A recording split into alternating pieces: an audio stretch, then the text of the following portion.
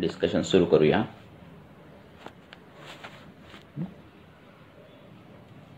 आज दुपारी 3 वाजता वेळ नाही मिळाला पेशंटमुळे.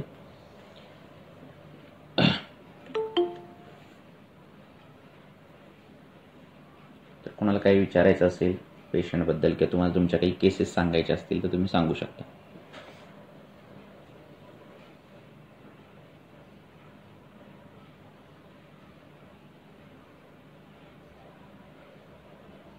कोणाला ज्यांना बोलायचं असेल त्यांनी माईक चालू करून विचारू शकता प्रश्न. माझा आवाज येतोय तुम्हाला क्लिअर?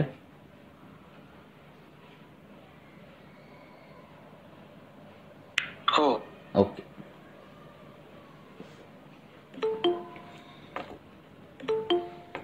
जॉईन होत आहेत लोक.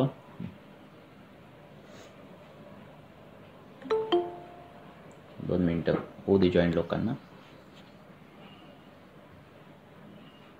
प्रश्न असतील तर विचारा तुम्ही. काही केसेस सांगायचे असतील तर तुम्ही सांगू शकता. कुठल्या गोष्टीवर चर्चा करायची असेल तर तेही करू आपण.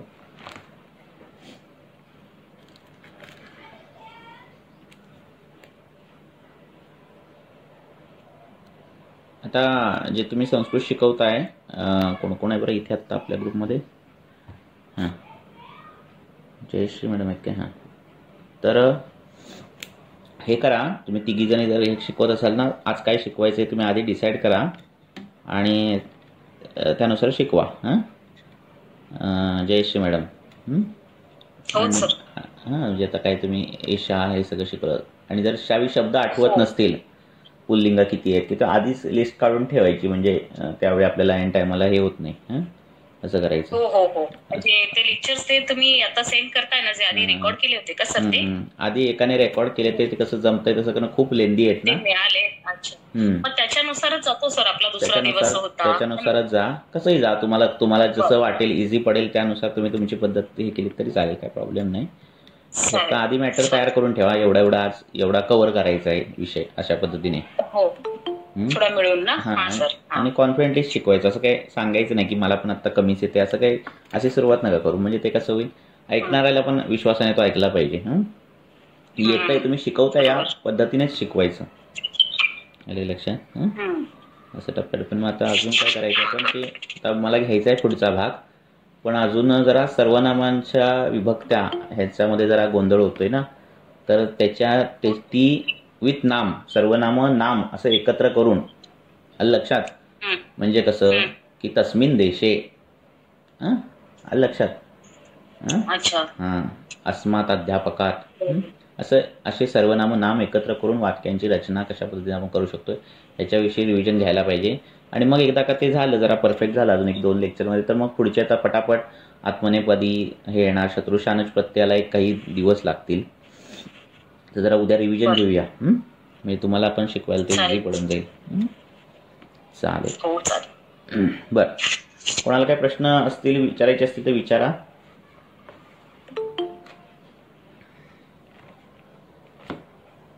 कोणाला काही चर्चा करायची असेल, कुठली केस डिस्कस करायची असेल, आधी काढून ठेवत जा वाटलं तर पॉईंट, किंवा जेणेकरून तुम्हाला कमी वेळात जास्तीत जास्त काही विचारता येईल. वेळ कमी, वाया कमी जाईल असं.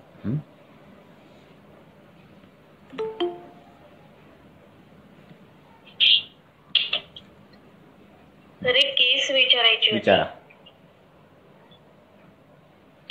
सर एक 47 इयर्स फिमेल पेशंट आहे. सर्वांग प्रदेशी कंदुक आहे. ॲलोपॅथी डायग्नोसिस त्याचं लायकेन प्लॅनस आहे. सर्व अंगावर असे काळे काळे चट्टे पडलेले आहेत, छोटे छोटे असे डाग पडलेले आहेत आणि बरीचशी हाताची पायाची जी स्किन आहे ती काळी पडलेली आहे. आणि त्यांना म्हणजे हायपर पिगमेंटेशन जास्त आहे. त्याच्यानंतर सर त्यांच्या पोटामध्ये भरपूर आवाज येतो. पोटामध्ये टोचल्यासारख्या वेदनाही होतात. गॅस्ट्रिक. तुमचा आवाज कट का झाला? हॅलो, एक मिनिट. हां, परत बोला. आत्ता बोलला ते परत बोला. काय सर? हा आता एक जरा आवाज गेलेला तुमचा, परत सांगा मला. पोटात गॅसेस होत आहेत, त्यानंतर काय बोललात?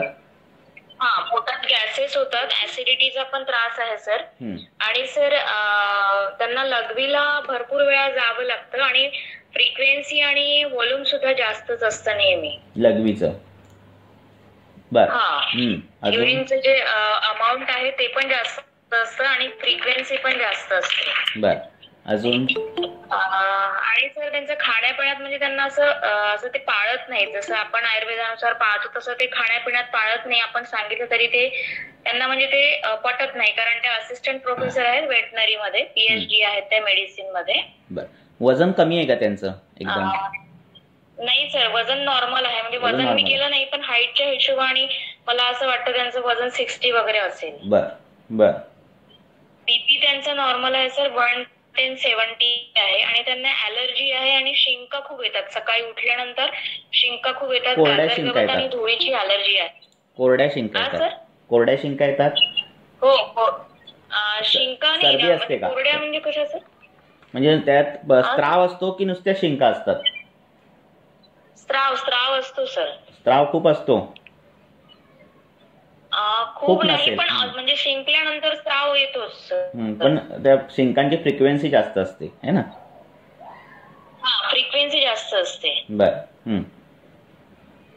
आणि सर बाकी व्हाईट डिस्चार्ज आहे थोडा, कधी कधी असतो. बाकी तर सगळं त्यांना म्हणजे अपान प्रदेशी टेंडरनेस आहे भरपूर, म्हणजे दाबल्यानंतर फार दुखतं आणि रडायला खूप लवकर येतं. सगळे कंडिशन. आणि सर त्यांना थंडीमध्ये पूर्ण सूप प्यायची सवय आहे, संध्याकाळी 5:30-6 वाजता पालखीमध्ये गाजर, पालकचा आपलं पालक. बर बर. पालखीचं सूप ते रोज देतात, म्हणजे मिरं वगैरे टाकून त्याच्यामध्ये. आता बघा सगळे, तर आता त्याच्यात वेगवेगळे आपण पैलू बघूया केस मधले. तर त्वचा काळी पडली आहे ना? हा सर. आणि कोरडी आहे का त्वचा? कोरडी असणार आहे अर्थातच. हो सर, कोरडी असणार. आगमन लक्षण आहे. खूप त्वचा कोरडी वाटत नाही, जसं म्हणजे डॅन्ड्रफ वगैरे, डोक्यात पण डॅन्ड्रफ पण आहे. आरुक्षता असणार. ठीक आहे. तर आता ही केस आहे ती वाताचे कुष्ठ. आपण तुम्ही त्यांना काही दिलेलं का? नाही सर, अजून नाही दिलेलं. आजच ते माझ्याकडे आलेत म्हणून मी तुम्हाला विचारलं. तर आता वाताच्या कुष्ठामध्ये त्वचा कोरडी पडते, काळवंटते, सार्वधिक लक्षणामध्ये पोटात गॅस होणं, पोटात आवाज होणं, ही लक्षणं दिसायला लागतात. तर अशा पद्धतीने सगळं त्यांचं हे आहे. हॅलो. आता तुम्हाला त्यांना जर तुम्हाला ट्रीटमेंट द्यायची असेल तर तुम्ही बस्ती देऊ शकत असाल तर बस्ती सुरू करा आणि बस्तीमध्ये कुष्ठनाशक योग वापरा, जेणेकरून ते आपणाचं पण हे होईल आणि बाकीच्या पण गोष्टी कव्हर होतील. एक असं एक आहे की पालेभाज्या जास्त खाल्ल्यामुळे पुरुषजन्य कृमी जास्त होतात निर्माण. म्हणजे ती पालेभाजी ते खात आहेत, रेग्युलर सूप पित आहेत, आणि पुरुषजन्य कृमी निर्माण झाल्यावर त्वचा विकार होणं असे एक संप्राप्ती घडते. पुरुषातून उत्पन्न त्वचा विकार. त्यासाठी एक मणिभद्र गुड नावाचा योग आलेला आहे तुमच्या वागवटामध्ये. त्याची जर फलश्रुती बघाल तर त्याच्यात कुष्ठ येते आणि पुरुषजन्य कृमी. कोणतं सर योग? मणिभद्र गुड. त्याच्यात आवळा आहे, हिरडा आहे, विडंग येतं जास्त त्याच्यात, आणि आपल्या गोळाबरोबर गोळ्या करायच्या आहेत. एकदम सोपा हे आहे. साधारणतः 1 महिना 15 महिनाभर खायला काहीतरी सांगितलेलं आहे वाघोबडाचार्याने. तर त्या मणिभद्र गुड खायचा. पण आता जर कोठा कोरडा असेल जास्त, म्हणजे त्यांना संडासला एक थोडीशीच होते आणि गॅस खूप होतो असं होत असेल, किंवा होते ती खडा होते संडासला अशी होत असेल, तर त्यांना सकाळी एरंडेल तेल दुधासोबत द्यायला सांगायचं. बांधून येत नाही तर त्याला एक पर्याय करू शकता की महातिक्त घृत आपण काळी देऊ शकता. त्याने संडास बांधून पण येते आणि ते कुष्ठावर पण जाणारा योग आहे काय. दुसरी एक गोष्ट अशी करू शकता की एरंडेल तेल तुम्ही पाण्यासोबत किंवा दुधासोबत देऊ शकता. बरोबर, दूध हे त्वचा विकाराला अपत्य आहे, त्यामुळे पाण्यासोबत तुम्ही देऊ शकता अशा पेशंटला. आता हे झालं तो वाताचं अनुलोमन करणं, तो वात कमी करणं. आता दुसरं तुम्ही विचारताना हे करताना एक तूप बनवून त्यांना देऊ शकता. या पेशंटला आपल्याला तूप द्यायला पाहिजे. तूप द्यायला पाहिजे म्हणजे काय द्यायला पाहिजे? तो वाताचे कुष्ठ आहे आणि त्याची कांती हानी झालेली आहे. असं सगळंच आहे. बरोबर आहे. ठीक आहे. आणि त्यात पुरुषजन्य कृमी असं आपण आता हे तुम्ही अजून केस डिटेल घेतल्यानंतर तुम्हाला आणि काही वेगळे पैलू पण मिळतील. मी आपली एक गाईडलाईन देतोय. तर वातज कुष्ठामध्ये तुप आलेली आहे. म्हणजे काय त्यांनी सांगितलंय वातज कुष्ठामध्ये की जर कफज पित्तज कुष्ठामध्ये जी काही चूर्ण तुम्हाला आहेत दिलेली त्यांचं घृत सिद्ध करा असं सांगितलेलं आहे. त्यांचं घृत सिद्ध करा असं सांगितलेलं आहे. म्हणजे तुम्हाला त्यात खदिराचं म्हणजे खदिराच्या ह्याचं तुम्ही तूप देऊ शकता किंवा दारवी खदीर दारवी अशी सगळी जी इन्ग्रेडियंट टाकून अमृता हे सगळं टाकून तुम्ही सिद्ध घृत देऊ शकता अशा पेशंटना शमन मात्रेत. तर लगेच तो कुष्ठ कंट्रोलमध्ये यायला लागतो. लक्षात ठेवा त्वचा कोरडी पडते, त्वचा काळवंटे, पोटात आटोप आहे, पोटात अदमान आहे, गॅसच्या तक्रारी आहेत. पहिलं तुम्हाला वातानुलोमन करायला पाहिजे आणि वातानुलोमन करताना स्निग्ध द्रव्याने वातानुलोमन केलं पाहिजे. मग स्निग्ध द्रव्य म्हणजे काय? घृत नाहीतर एरंडेल तेल. तिक्त घृत जरी महातिक्त घृत जरी आपण काळी घेतलं तरी संडासला पातळ होते. आणि जर ती होत नसेल तर व्हायला पाहिजे हे पण लक्षात ठेवा. म्हणजे पातळ म्हणजे इन द सेन्स मऊ व्हायला पाहिजे आणि संडासला साफ व्हायला पाहिजे. नेहमी जर एक वेग येत असतील तर 2 वेग यायला पाहिजेत. तर असं महावज्र घृत पण आलेलं आहे. आलं का लक्षात? तर महातिक्तात तर मिळतं. आणि मणिभद्र गुड एकदम सोपा योग आहे. त्याची फलश्रुती बघाल तर खूप गोष्टी त्यांना तुम्हाला कव्हर करता येतात त्या मणिभद्र गुळामध्ये.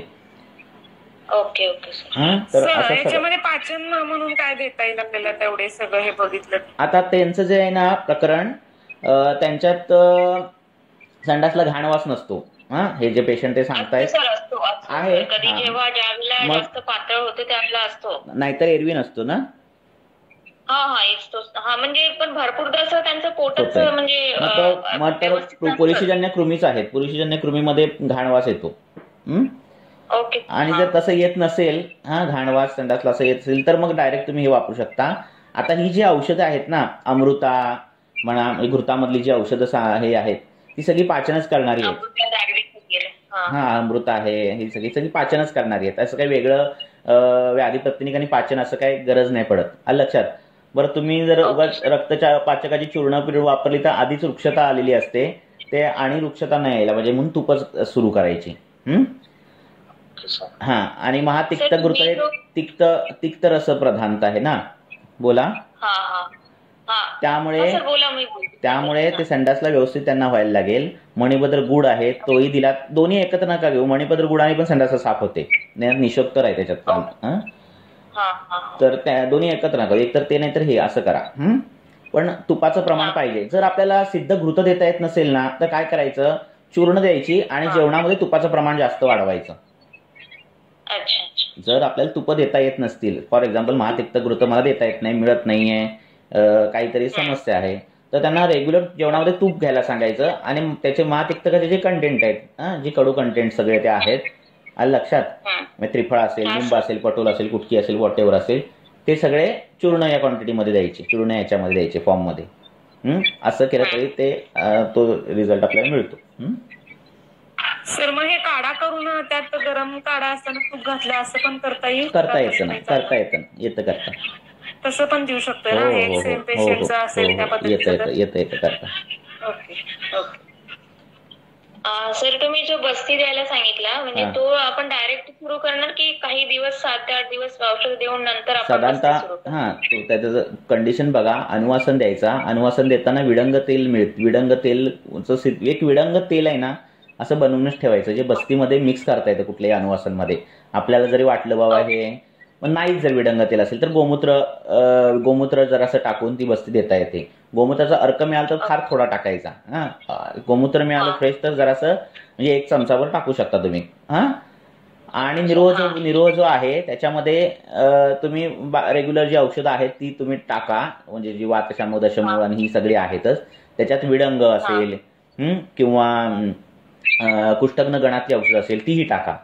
अशा पद्धतीने तो निरोह बस्ती द्यायचा. असं साईड बाय साईड करायचं. मग जोपर्यंत मळ त्याला वाटत नाही व्यवस्थित होत नाही पोट फुगायचं वर चढायचं जोपर्यंत कमी होत नाही तोपर्यंत हे करायचं. आणि एकदा का तो कुष्ठ म्हणजे कंट्रोलमध्ये अंगाला तेल लावणं त्याला सांगा. नुसतं अभ्यंग जरी केलं तरी सुंदर पद्धतीने वातानुलोमन होतं. म्हणजे पोट साफ होणं जी कंप्लेंट आहे तीही कमी होते. कारण सार्वदेहिक त्वचा हा मोठा अवयव आहे. वातावर काम करण्यासाठी. एकतर बस्ती आहे नाहीतर अभ्यंग आहे. शमनामध्ये जसं अभ्यंग श्रेष्ठ आहे तसं शोधनामध्ये बस्ती श्रेष्ठ आहे वातासाठी. तर त्यासाठी तुम्ही अभ्यंग त्याला सांग. हॅलो सर, हे अभ्यंग केल्यानंतर ना कंपल्सरी एवढ्या वेळेत आंघोळ व्हायलाच पाहिजे असं काय सर हे आहे का प्रॅक्टिकली? आता आपण पेशंटला सांगताना सुश्रुताने मात्राकाल सांगितलेत.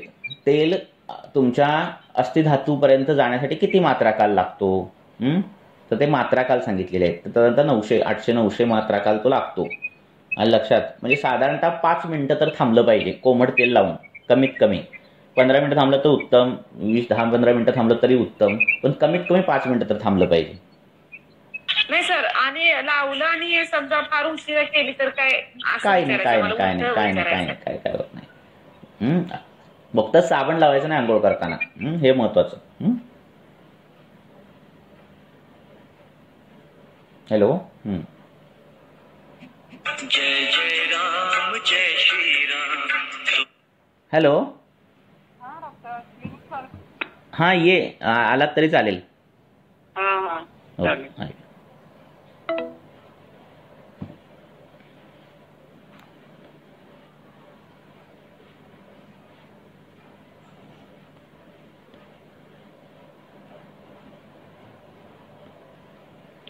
हॅलो हां सॉरी, माझा हे फोन आलेला मला. हॅलो अर्काची मात्रा किती घालायची? अर्धा चमचा खूप झाला. किती? अर्धा चमचा. अर्धा चमचा छोटा म्हणजे 2.5 ml.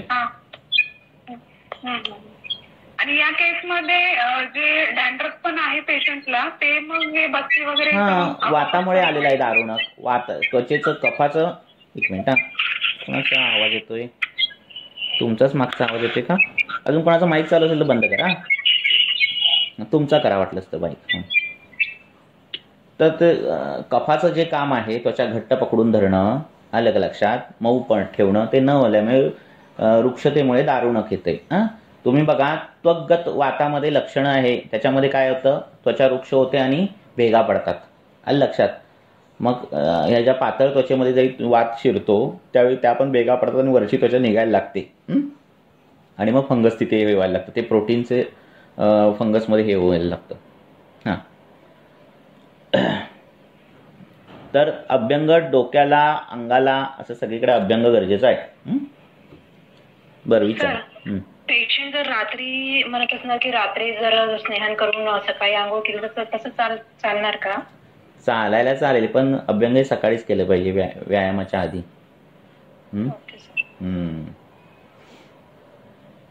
कारण परत जेवल्यानंतर अभ्यंग करताय ना तुम्ही, लक्षात येते का? मग ते चुकीचं होतं ना. हो सर.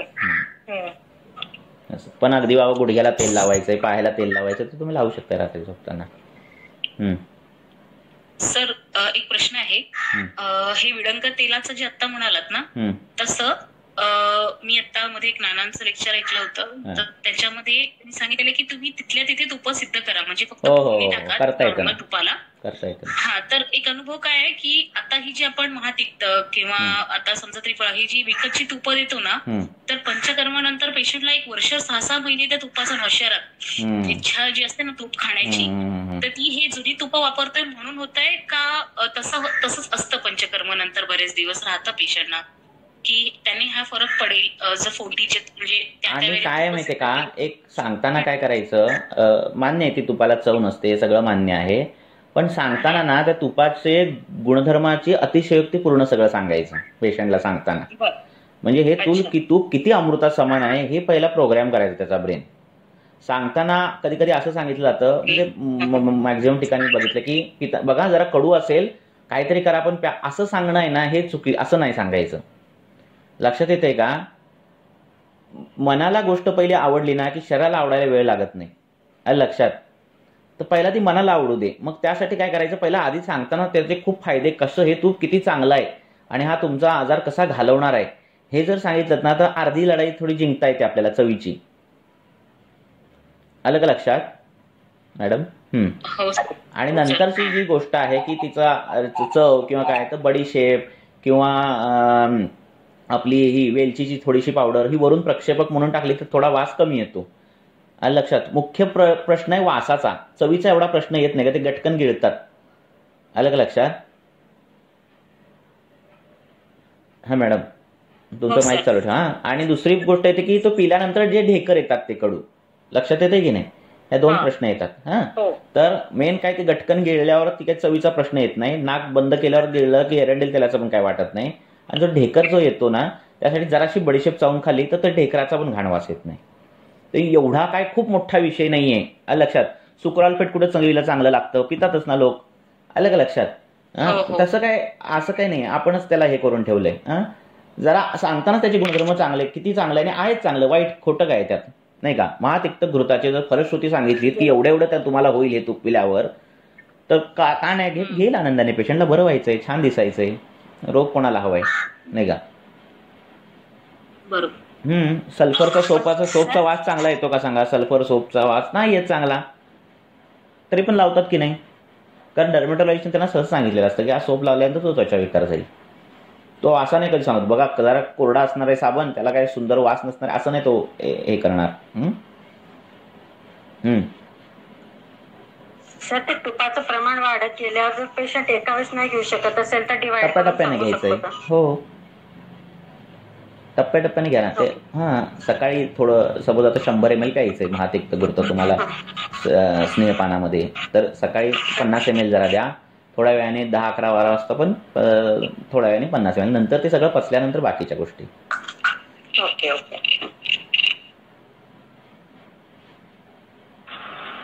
सर, त्वचेच्या वर्णावरून कसं ओळखायचं वातज, पित्तज आणि कफस्पृष्ट? त्वचा पातळ होणे, कोरडी पडणे, काळवडणे हा वातज. त्वचेमध्ये दाह असणे, आरक्तवर्णता असणे हा पित्तज. आणि उन्हात गेलं की त्याला काही हे होतोय, त्रास होतोय. तेल लावलं की त्वचेला बरं वाटतं, मॉइश्चरायझर लावलं बरं वाटतं, ही वातज. आणि बाकी कफज तुम्हाला माहिती आहे.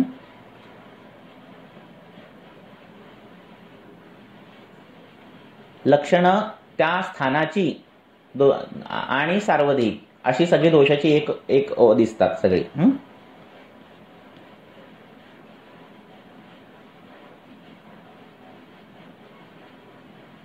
जय जय राम जय श्री राम. हॅलो. हां बोला. हां हां हां हां हां हां हां हां अजीर्ण झाला असेल, नको खाऊ दे, काय काळजी करू नका. नारळ पण नका देऊ. काय द्यायचं ते मऊ, घरातलं मऊ भात, मुगाचं कडण असं द्या.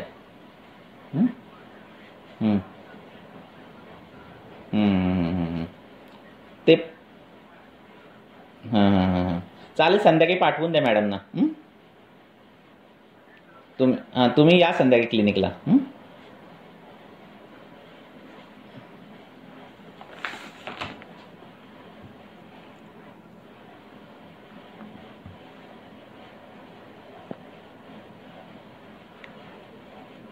म्हणजे जास्ती वेळ एक म्हणजे मिनिट मला काय विचारायचं, माझा जरा मध्ये किती जास्तीत माझे जरा एक मिनिट, माझ्या मध्ये जरा फोन येत आहेत म्हणून मी कट होतोय.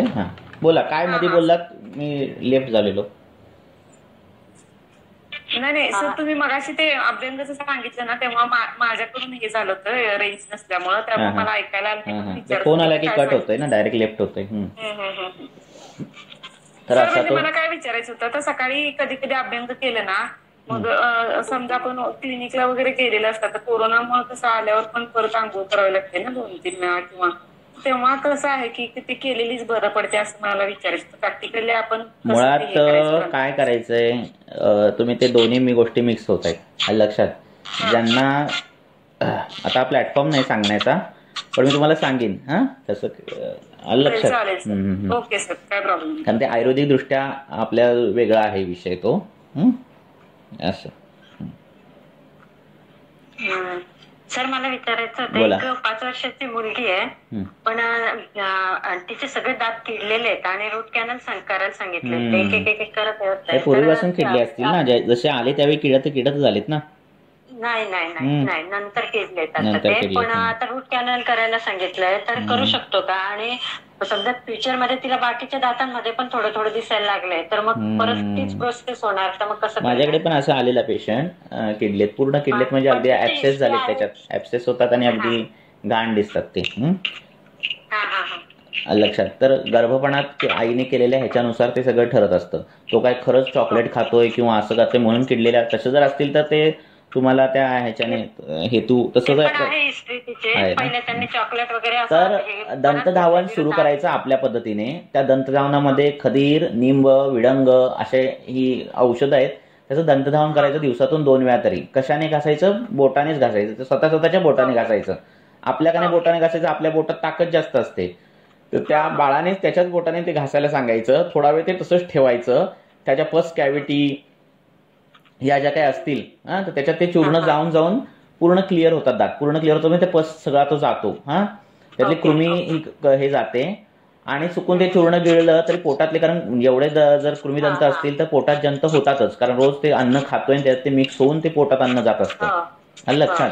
त्यामुळे कृमींचा विचार सतत करायचा अशांमध्ये. आणि मग त्याच्यातून ते काय म्हणतात? Root canal. आता रूट कॅनलचा विषय काय येतो? तुमचा जो जबडा आहे ना तो त्याची साईज बदलते वयानुसार. लहानपणीचा जबडा, मग तरुणपणाचा जबडा आणि म्हातार वयाचा जबडा. मग आता जर रूट कॅनल केलं तर काही वर्षांनी त्याचं चेंज होते. हाडाचा जो शेप आहे तो चेंज होतो आणि परत जिथं ते केलेलं आहे त्याचा अँगल बदलायला लागतो आणि परत त्याचा त्रास व्हायला लागतो. तर रूट कॅनल जर करायचं असेल तर किमान एक 15-16 वर्षानंतर करावं. लक्षात. म्हणजे ते निदान तेवढं चेंज होत नाही जबड्यात आणि काही वर्ष ते टिकतं त्यातल्या त्यात. तर 50 नंतर करण्याच्या जास्त भानगडीत पडू नये, कारण नंतर परत ऑस्टिओपोरोसिस यायला लागतं आणि परत हाडाची जीव होतो, परत हे प्रॉब्लेम होतो. आणि जर लहानपणी करायचं असेल तर 16, 17, 18 वर्षानंतर करावं. म्हणजे त्यातल्या त्यात बदल खूप होत नाही. पण तिचं हे दुधाच्या दातांचं आहे, समजा आता त्याच ठिकाणी तिचं परमनंट आता दुधाच्या दातांचं आहे ना, दुधाच्या दातांचं जर असेल ना तर ते करून घ्यावं. रूट कॅनल करायची काही गरज नाही. आता वरचे जे दात येतील ना नवीन, ते दंतधावने असं सुरू केलं ना तर ते दातांचं किडायचं प्रमाण खूप कमी होईल. अगदी काळा डाग असेल तर तो अनेक वर्षानुवर्ष तेवढाच राहतो. त्यात जंतबिंत काय नसतात जर दंतधावन तशा पद्धतीने केलं तर. खदीर, निंब, विडंग अशाने दंतधावन करायचं. पाचक वगैरे असं काही द्यायची गरज आहे का त्याला? आपण पाचकाची नाही, जंताचीच ट्रीटमेंट करायची. दातामध्ये फटी येत असतील, दातामध्ये पडत असतील किंवा दात येत नसतील बाहेर, त्याची कलर पण चेंज झालेला आहे तिचा, व्हाईटिश असा येलोइश झालाय म्हणून म्हटलं द्यावं लागेल. आणि चंदनबला लाक्षादी तेल हे अभ्यंग बाळाला करायचं. ज्यांना दात येते त्यांना जरी अभ्यंग केले लागले तरी असतील तर परिणाम होऊन दात यायला लागतात लवकर. पण लहान मुलांना दंतधावन हे आवडतं. एक कडू दंतधावन खदीराचं. खदीर जरा जास्त टाकलं ना आणि निंब हे कमी टाकलं की तेवढं ते कडू होत नाही ते दंतधावन. तुरट असं माती खाल्ल्यासारखं असतं ते. खदीर, निंब आणि विडंग सांगितलं. आणि दाताचा कलर पण चेंज झालाय तर म्हणजे दंतधावनाने ते पण होऊन जाईल. होईल. हिरड्या लाल व्हायला लागतात. रोज जर कृमिघ्न औषधं त्या हिरड्यांवर दातांवर पडत असेल तर जंत म्हणून काय राहणारच नाही ना. असं फक्त त्यानेच घासायचं.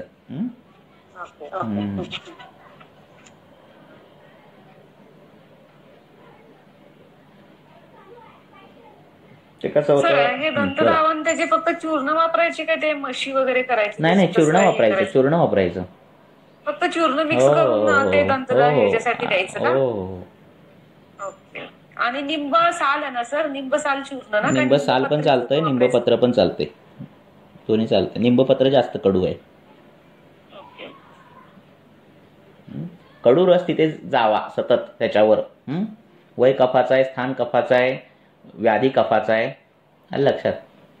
आणि कृमी प्रधान आहे त्यामुळे कडू रस प्रकृती विघात करतो त्याचा कृमींचा.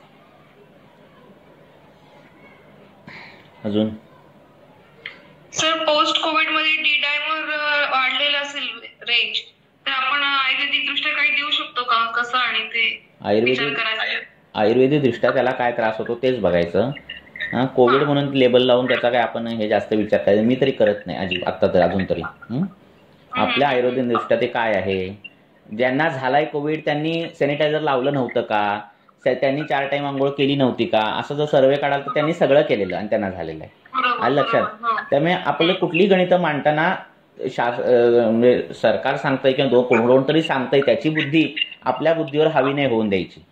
आपलं एक स्वतःची बुद्धी असायला हवी. खरंच असं होत असेल का, खरंच असं होत, हे सतत जर चिंतन करत राहिलं आणि आपला शास्त्र अभ्यास करत राहिला तर तुम्हाला वेगळाच अँगल मिळेल. आणि लक्षात तेच सांगतोय. कसं आहे माहितीये का, सूत्र एक लिंक मिळाली पाहिजे. लिंक मिळाली पाहिजे म्हणजे काय, त्यांना झालेला आहे त्यांनी ही काळजी घेतली नव्हती का असा प्रश्न उपस्थित केल्यावर ते म्हणणार आम्ही तर खूप काळजी घेतलेली. आलं का लक्षात. मग आपलं कुठेतरी चुकतंय हे विचार करायचं, चिंतन करायचं आणि मग आपले सिद्धांत मांडायचे. हे लेक्चरमध्ये सगळे जर सिद्धांत मांडत दिसलं तर ते चुकीचं ठरेल. हे आता म्हणजे स्पीच त्या पद्धतीने. पण वैयक्तिक मी सांगू शकेन की काय करावं. आपण किती विचार करावा तर 0% विचार करावा. लक्षात. आपल्या दृष्टीने काय आहे, व्याधीची जीर्णावस्था आहे तशी ट्रीटमेंट करावी. आपल्या दृष्टीने वातक्षय दिसतोय तशी ट्रीटमेंट करावी. आपल्या दृष्टीने चुकीची चिकित्सा झाली आहे तर चुकीची चिकित्सेची चिकित्सा करावी, नाही का. असं करावं. कांदे कधीच आपल्या लिटरमध्ये मोजता येणार नाहीत हे लक्षात ठेवा. आणि तसा उगाच आपल्याला कांदे कधीच लिटरमध्ये मोजता येणार नाहीत. आणि तसा अट्टास पण करायचा नाही. लक्षात. ते परिमाण वेगळं आहे, हे परिमाण वेगळं आहे.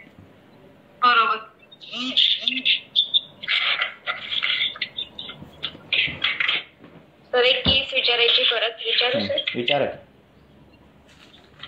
सर. 20 इयर्स फिमेल पेशंट आहे सर, मेडिकल स्टुडंट आहे, MBBS फर्स्ट इयरला आहे.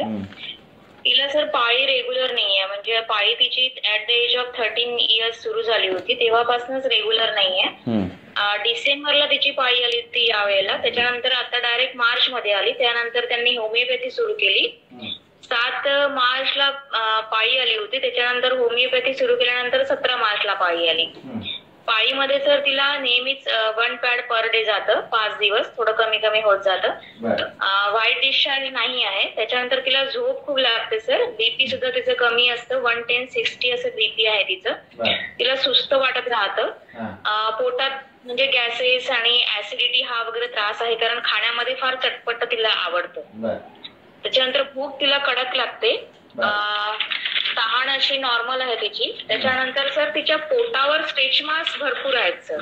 तिची हाईट 5'9" आहे आणि वेट नियर अबाउट 75 असेल. आता पहिले जास्त होतं, आता थोडं कमी झालंय. पण तिचं असं म्हणणं आहे की स्ट्रेच मार्क्स मला खूप आधीपासून येत आहेत, म्हणजे भरपूर दिवस झाले माझ्या पोटावर पण, तिच्या पोटावर पण स्ट्रेच मार्क आहेत आणि पायावर पण आहेत. तळपायाला पण भरपूर घाम येतो आणि घामाला दुर्गंधी आहे. त्याच्यानंतर संडासला तिला उठल्याबरोबर होते, कधी पातळ कधी घट्ट होते. आणि तिच्या नेत्रामध्ये दृष्टी आहे सर, हायपरमेट्रोपी आहे. तिला 2.75चा ग्लास लागलेला आहे. त्याच्यानंतर सर चिकन पॉक्स तिला झाला होता पूर्वव्याधी वृत्तामध्ये. बाकी आणि सर दिवसा ती कधी कधी झोपते आणि सर झोपेमध्ये तिला स्वप्न खूप पडतात आणि झोपून उठल्यानंतरही तिला थकवाच वाटतो, म्हणजे असं वाटतं की तिची झोप तिला झालीच नाही असं तिला वाटतं. अशी कंडिशन आहे. आता सध्या पाळी तिची कशी येते? आता सध्या म्हणजे सर तिला पहिल्यांदा डिसेंबर मध्ये पाळी आली होती, त्याच्यानंतर 3 महिन्यांनी डायरेक्ट तिला आता पाळी आली. तर ती 7 तारखेला आली होती, त्यावेळेला त्यांनी मग होमिओपॅथी सुरू केली. तर ती 7ची या 17ला तिला पाळी आली. तर या 17ला तिला काही म्हणजे लगेचच पाळी आल्यामुळे काही जास्त गेलं नाही अंगावर. आता तिला सगळ्या ट्रीटमेंट बंद करायला सांगा, बाकीच्या आधीच्या काही असतील तर. आता अशा हे जे एवढे कॉम्प्लिकेटेड पेशंट असतात ह्याच्यामध्ये हेतू जर बघितले तर खूप हेतू मिळतात तुम्हाला. मग ती चुकीची भरपूर आहेत, खूप हेतू हेतू मिळतात. म्हणजे विषमासन आहे, त्याच्यानंतर हो हो हो दिवास्वाप आहे, म्हणजे कसरत वगैरे, विरुद्धासन भरपूर आहे, विरुद्धासन आहे, अध्यशन आहे, अजीर्णासन असतं, दिवास्वाप असतं, रात्री जागरण असतं, अनेक हेतू असतात ह्यांच्यामध्ये. अति आंबूपान असू शकेल. तर एक लक्षात ठेवा, असे ज्यावेळी पेशंट तुमच्याकडे येतात मग ते PCOD घेऊन येत असतील, काहीतरी वेगळी ती आणि वेगळ्या तक्रारी घेऊन येईल. ते काही एक आजार असतं थोडी, तिला नंतर मुतखडा पण होईल, तिला जे काय व्हायचं ते होऊ शकतं. आणि लक्षात कारण हेतूच भरपूर आहेत. मग आता ह्यांना असा एक फॉर्म्युला नाही की असं एक औषध नाही. ह्यांचं आपल्याला काय करायला पाहिजे, मुख्य सगळे हेतू बंद केल्यापासून दिनचर्या पूर्णपणे व्यवस्थित सेट करायला पाहिजे. फार गरजेचं आहे. म्हणजे तिला पेशंट ऐकत नाही सर, मग सोडून द्यायचं. त्यांना सांगितलं त्यांना असं वाटतं हे फापट पसारा. मग त्यांना तेच सांगायचं. आपण मुख्य काय माहिती का प्रॅक्टिसमध्ये तुम्ही कसं कन्सल्ट करता, लक्षात. द्रव्याचा भाग नंतरचा आहे, लक्षात. तो पेशंट तुमचंच ऐकलं पाहिजे त्याने आणि अनेक काळ तुमचंच ऐकलं पाहिजे. ह्यासाठी तुम्हाला सुंदर पद्धतीने त्यांना कन्सल्ट करता आलं पाहिजे, आलं का लक्षात. तुझा आजार हा तू अजून तू ऐका सांग सर. त्यांना ॲलोपॅथीचे जे लोक असतात ना, म्हणजे त्यांना ॲलोपॅथीचं त्यांचं सगळं मिनरल्स, विटॅमिन्स, हे ते सगळं त्यांना पाहिजे असं वाटतं. आणि आपण जरी त्यांना पथ्य सांगितलं ना, त्यांचं असं म्हणणं असतं की मला प्रोटीन मिळत नाही, मला कार्बोहायड्रेट मिळत नाही, मला शुगर मिळत नाही, असं त्यांचं म्हणणं. म्हणजे ते आपल्या पद्धतीने आपल्याला एक तर त्याला पहिला क्लिअर करायचं. म्हणजे पीसीओडी सारख्या तरी पेशंटला तुम्ही सांगतो की हे काय असं नाही दिलं औषध 1 महिन्यात कव्हर झालं, असं नाहीये. हे तुझी लाईफस्टाईल अतिशय चुकीची आहे म्हणून झालेलं हे आजार आहे. मग आपलं कसं झालं हे सांगण्याचा काय आटोकाट प्रयत्न करायचा. दिनचर्या एवढी करायला, म्हणजे तू रात्री जागरण करणार, दिवसा झोपणार, असं खाणार आणि औषधाने बरं होणार अशा भ्रमात तू राहू नकोस, हे आधी पहिलं क्लिअर करायचं. औषधाने जर रोग बरे झाले असते तर जगात आता सगळी औषधं उपलब्ध आहेत. रक्त पातळ व्हायचे आहेत, रक्त बंद करायचे आहेत, हृदयातले ब्लॉकेज घालवायचे आहेत, मेंदूतली ब्लॉकेज घालायचे, तरी आजारपण थांबली का, मृत्यू थांबले का, नाहीये. म्हणजे काय तर औषधाने जर आजार बरे झाले असते तर कधीच झाली असतीस तू बरी, असंही त्याला बिंबवायचं. आलं का लक्षात. आणि जर ही दिनचर्या तू अशी फॉलो करणार असशील आणि मग तू औषधं घेणार असशील तर आणि तरच फायदा होईल. तो पण एवढ्या काल तुला घ्यावा लागेल, कमीत कमी लॉंग टर्म सांगून ठेवायचं. नाहीतर तू अजून 4 डॉक्टर फिर आणि तरी तुला 4 डॉक्टर फिरल्यावर फरक नाही पडला तरी मी परत माझं हे डोर उघडच आहे. पण माझ्याकडे आल्यावर माझी ट्रीटमेंट घेताना हे एवढं पाळावंच लागणार, असं बिंबवायचं. जेणेकरून ती आणि नंतर दुसरीकडे गेली, तुमची वाक्य जे कानावर पडलेली असतात आधीच की परत डॉक्टर हे करणार, सोनोग्राफी करणार, नुसती पाळी होण्यासाठी फ्लश करण्यासाठी औषधं देणार, ती तेवढ्यापुरती फ्लश होणार, आलं लक्षात. आणि परत जैसे ते होणार सगळं.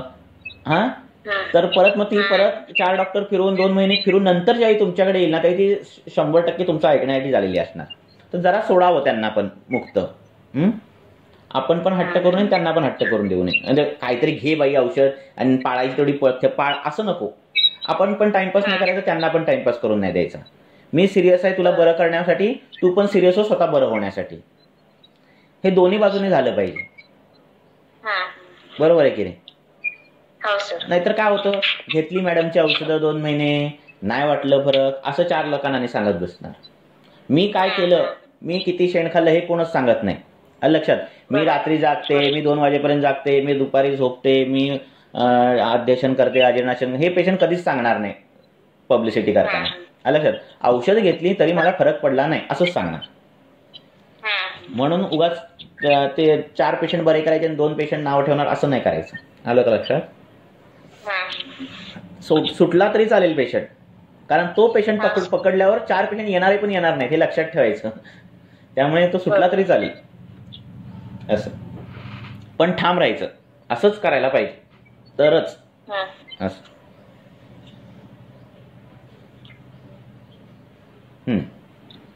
या पेशंट मध्ये काय द्यायला पाहिजे आता त्याने ज्यावेळी दिनचर्या तो पालन करायला लागेल त्यावेळी काही आजार त्याचे ऑटोमॅटिक कमी व्हायला लागतील. आता स्थूल झालेले असतात पेशंट, त्याच्या स्थूलतेचा विचार करायचा, व्यायाम सुरू करायला पाहिजे. तो वायू जो आहे तो छान पद्धतीने फिरला पाहिजे त्या शरीरात, इकडे तिकडे अडकला नाही पाहिजे. त्यासाठी चलगुणाचे व्यायाम सुरू करायला पाहिजे, तिने कामं सुरू केली पाहिजेत, रात्री झोपली पाहिजे. हे अर्धी दिनचर्येमध्ये कव्हर होतात पेशंट, लक्षात. नंतर तो छोटा मोठा जो आजार राहिलेला तो कव्हर करता येतो. मग कफपित्ताचा अवरोध असेल तर पित्ताची पहिली ट्रीटमेंट करायची, मग कफाची करायची. अशा सिद्धांत वापरून थोडी चिकित्सा सुरू करता येते आपल्याला. स्थूलतेचे विचार करता येतो, पाचनाचा विचार करता येतो, रसपाचकाचा विचार करता येतो, ते नंतर करता येतं. पण पहिलं ते हेच मोठं काम आहे सूत्रस्थान.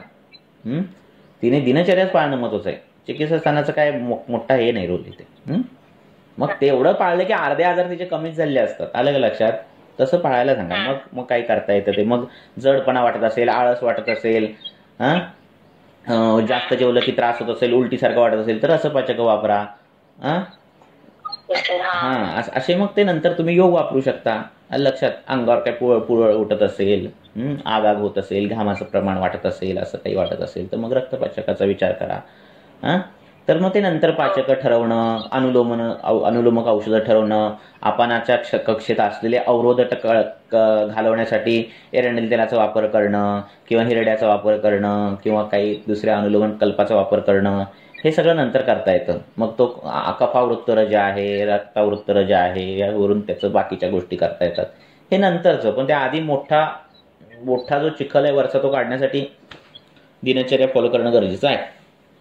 असं सर, माझ्याकडे एक पेशंट आहे, ते मुखदूषिक आहेत, अगदी लालसर आणि मोठ्या म्हणतो ना आपण.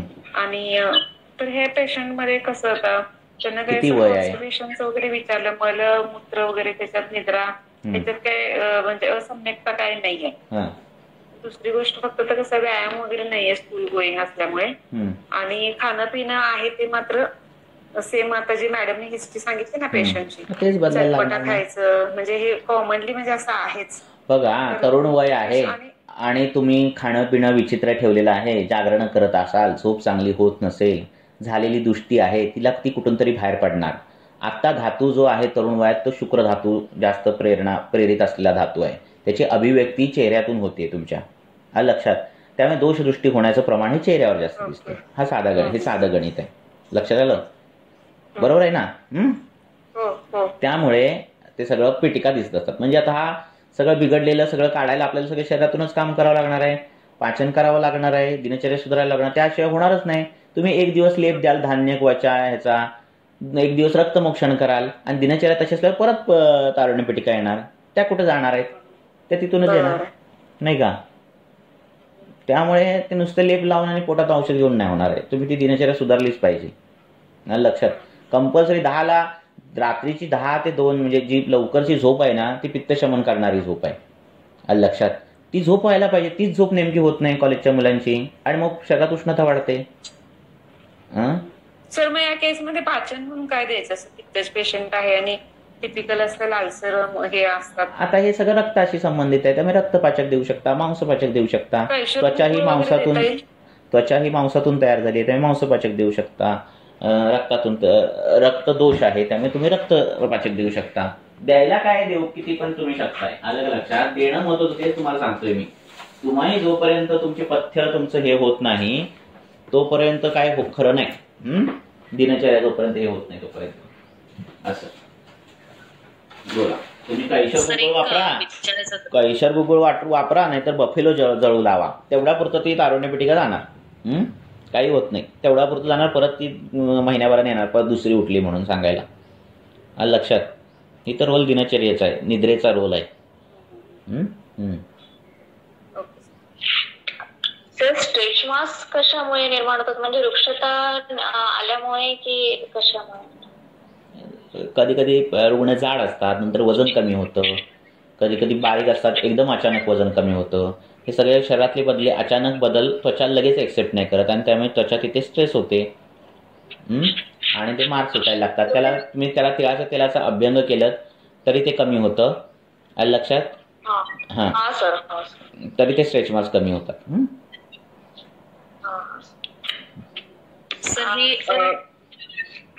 बोला मॅडम. सर, हे जे कष्टार्थ आहे काही मुलींमध्ये, आता आपल्याला पिरियड येण्याच्या आधी आणि आल्यानंतर 2-3 दिवस तर म्हणजे खूप जास्त प्रमाणात जर पोटात दुखत असेल आणि बरेच पेशंट आहेत ना, हे मेफेनेमिक सारखी औषधं घेऊन पण सवय लागलेली असते त्यांना. आता आपली औषधं चालू केल्यानंतर 1 महिना 2ऱ्या महिन्यात फरक पडतो, हळूहळू कमी होतं. पण काही वेळेला ना त्यांना अचानक आता दुखायला लागल्यानंतर आपण एक आतापर्यंत मला माहित असल्यामध्ये गरम पाण्याने पिशवीने पोट शेकणे किंवा थोडंसं 4 थेंब तेल टाकून बिंबीला लावणे, ह्या उपायांच्या व्यतिरिक्त आपण विदाऊट पेन किलर किंवा वॉकिंग न करता काय सांगू? पाळीच्या अगोदर काही दिवस तुम्ही गंधर्वहरितकी सारखे कल्प गोळ्या मिळतात गंधर्वहरितकीच्या किंवा एरंडेल तेलासारखे कल्प 4-5 दिवस आधी जर घेतले तरी त्या पाळीच्या दिवशी होणार, अर्थात तुम्ही तो व्याधी ट्रीट करायला पाहिजे, पण त्यावेळी दुखणारं जी कंबर दुखी वाढते फार कमी होते, जवळजवळ होते. तुम्ही पिचू धारण जरी केलात पाळीच्या 4-5 दिवस आधी तरी ती कंबरदुखी कमी होते, म्हणजे जी अगदी नॉन वेरेबल असते ना तीही कंबरदुखी कमी होते. पिचुधारण तुम्ही जर लेडीज प्रॅक्टिस करत असाल तर पिचू ठेवायचेच, म्हणजे ते जवळजवळ पाहिजेच असं लक्षात ठेवा.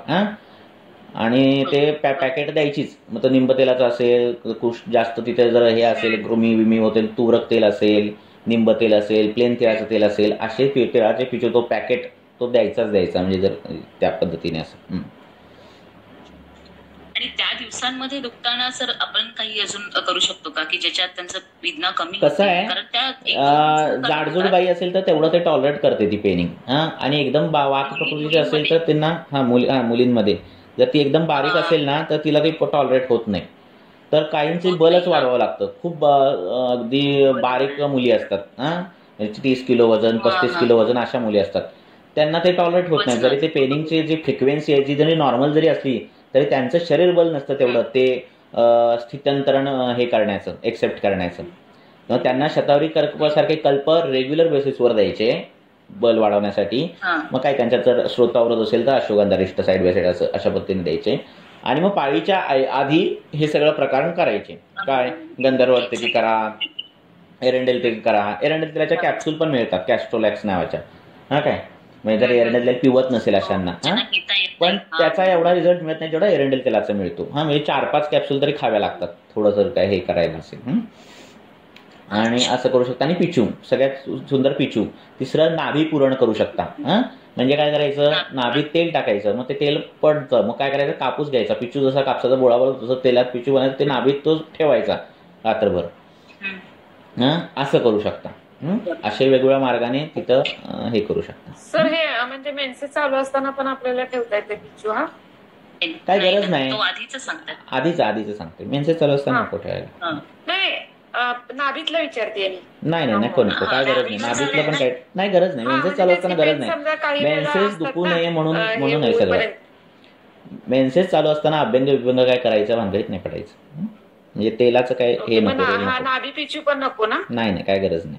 नाभीमध्ये तेल नाही काय गरज नाही. सगळं पाळीच्या आधी दुखणार आहे म्हणून. सर मग किती दिवस चालू करायला सांगायचं? पाळी आली की बंद करायचं. पाळी आली की बंद करायचं. 4-5 दिवस इनफ आहे. गंधर्वारी तकी घेतली तरी सुंदर पाळी येते. म्हणजे कफावृत्त आपण असेल, अशी काही लक्षणं असतील तर काहीच त्रास होत नाही. एकदम खूप पेशंटला अभ्यंतर सांगताय ना तुम्ही आता? अभ्यंतर आणि गोळ्या पण मिळतात. नाभी पुरण तेल कुठलं वापरायचं? नाभी पुरण कुठलंही तुम्ही वापरू शकता. जे रक्तावर जाईल, म्हणजे गुडचारी तेल वापरू शकता, बला गुडचारी तेल वापरू शकता, अशी तेल वापरू शकता. प्लेन नारायणी तेल मिळतं ते वापरू शकता. येस.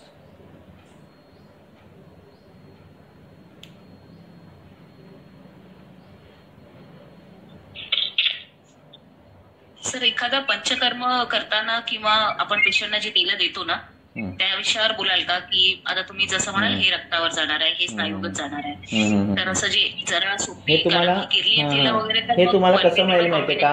आता तुम्ही प्रत्येक अध्याय काढलेत ना अलग लक्षात. म्हणजे अध्याय म्हणजे काय, आता कुष्ठ काढलात तर तुम्हाला तिथे वेगवेगळी तेलं दिसतील. म्हणजे बृहन्मरीचं तेल मिळेल. म्हणजे ही सगळी तेलं जी आहेत, मोहरीचं तेल मिळेल किंवा ही सगळी तेलं या दृष्टीने त्याच्या विकार मांसाच्या दृष्टीने काम करतात. मांसावर जाणारी, रक्तातला दोष रक्तातला कफदोष काढणारी अशी ही तेल आहेत सगळी लक्षात. मग तुम्ही वेगळ्या अध्यायात जाल तसे त्या अध्यायातली तेल मिळेल. इव्हन तुम्ही शारीरिक स्थानात पहिल्या अध्याय गेला तरी बाळ आलं प्रसवानंतर तर ते बाळ काही आनंदाने येत नसतं, त्याला ते वेदना झालेल्या असतात. ते दुःखदायक आहे सगळं की पोटातून यायचंय त्या द्वारातून, तर ते थकतं ते बाळ. आणि थकल्यानंतर मग त्याला काय करायचं, त्याचं श्रम परिहारांचं त्यासाठी बला तेल आलेलं आहे तिथे आलं लक्षात. म्हणजे अशा ठिकाणी तेलं दिली आहेत. म्हणजे काय बला तेल, तर मुलं ज्यावेळी थकतात काम करून, मुलं ज्यावेळी खेळून थकतायत, काहीतरी कष्ट करून थकतायत, तर त्यांचा श्रम परिहार करायचा असेल तर बला तेल हे बेस्ट आहे. बरोबर आलं लक्षात.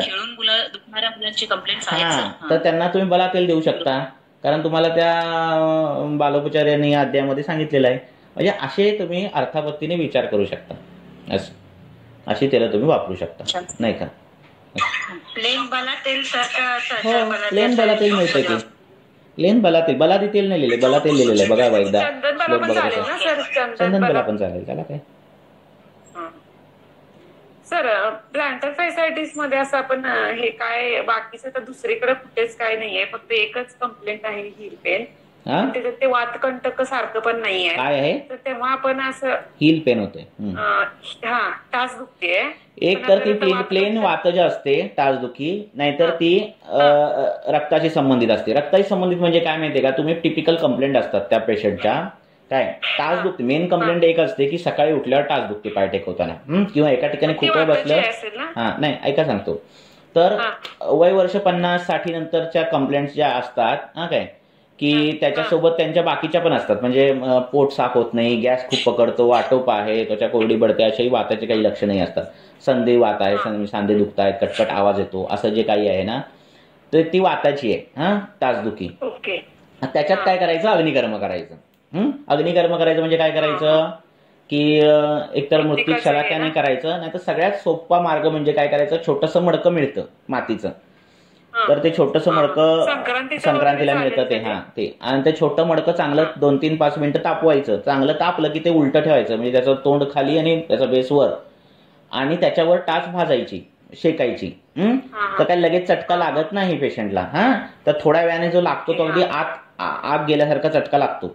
तर असा चटका सलग 4-5 दिवस घेतला तरी टाचदुखी आठवड्याभरात थांबते. सोबत पोटातून घ्यायला वातशामक जी औषधं आहेत, तुम्ही जर काही निदान केलं ती सुरू ठेवायची, म्हणजे ते क्लिअर होऊन जातं प्रकरण. आता दुसरी टाचदुखी होते जे मांसाशन जास्त करतात, तिखट आंबट खारट जास्त खातात, लोणच्याचं प्रमाण जास्त खातात, दिनचर्या उन्हात फिरणं आहे, अशी आहे, स्थूल आहे, कमी वयात जाडी झालेली आहे, खाणं पिणं, अशांचं रक्त बिघडलेलं असतं. तर रक्त आणि मेद ह्याचा तो अवयव आहे. सरक्त मेद छोटी असती जी सरक्त मेदाची आहे सांगितले. तर त्यांच्यामध्ये मग मेदोपाचक मांसपाचक काम करून तिथे रक्तमोक्षण करायचं त्या टाचीच्या ठिकाणी. माझ्या म्हणजे खाली नाही जळू लागत, मधल्या साईडच्या भागाला लागते हा काय. तर तिथे जळू लावायच्या, एक 4-4 दिवसांनी एकदा जळू लावायच्या. लक्षात. सिरावेत पण चालेल सर? सिरावेत पण चालते सर. आता हे पेशंट आहे ना, ह्याचं एज 36 सिरावेत प्रच्छान जळू का काय प्रकरण आहे? हा बोला. म्हणजे वय 36 आहे, 36. आणखीन पेशंटला कसं तुम्ही तर म्हणता ते मांसाशन जास्त आहे, ते आहे हेतू त्याच्यामध्ये सापडला, पण वेट कमी आहे सर. चालेल ना, बाकी काही तक्रार नाही सापडली, म्हणजे मलमूत्र रिलेटेड वगैरे. मग बर्निंग वगैरे आहे काय विचारले, तुम्हाला जळजळतं का तिथे खाली वगैरे? नाही, सकाळी उठल्यावरच दुखतं. तर मग इथे आता हे काय असं विचार करता येईल इथे?